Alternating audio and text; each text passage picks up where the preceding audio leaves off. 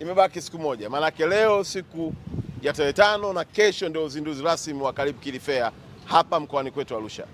Karibu Kili Fair ni tukio la aina yake, ni tukio pekee linalotamba si tu katika mkoa wetu Arusha, sio tu Tanzania, ni Afrika Mashariki na Kati. Maana yake nini? Njoo ujionee ukuaji wa sekta ya utalii ndani ya nchi yetu ya Tanzania chini ya Jemedari Daktari Samia Suluhu Hassan. Hii ni kampuni inayofanya kazi nzuri kwa ushirikiano mkubwa wa wizara yetu ya Maliasili na Utalii na wadau wote wa sekta ya utalii Tanzania. Tulivyoanza matangazo tulikuwa na takriban ya nchi 40. Hivi leo ikiwa imebaki masaa machache kwenda kwenye uzinduzi, tuna nchi 52 na zaidi ya makampuni 500. Inawezekana huko nyumbani unajiuliza nini kinatokea. Mimi nakusii tu, mimi kama mkuu wako wa mkoa, njoo uone.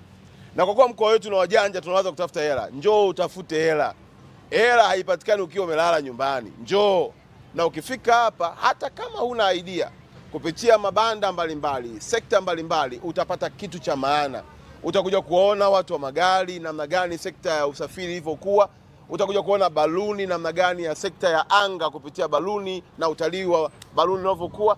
Utakuja kuona hoteli zinavyofanya kazi, utakuja kuona tent camp zinavyotengenezwa, mnyororo wote mpaka wauzaji wa vyakula na vinywaji katika swala zima la kumkaribisha mgeni ndani ya nchi yetu.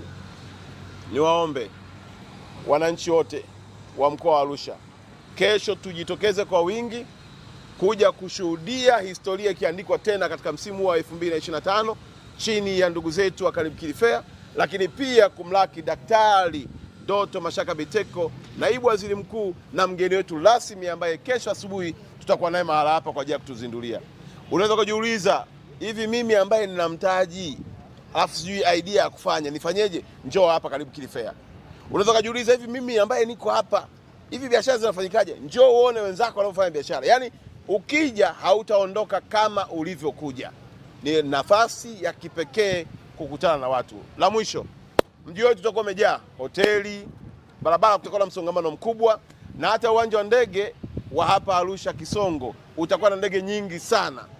Uwe mmoja wapo kuandika historia ya kujenga uchumi imara kupitia sekta ya utalii.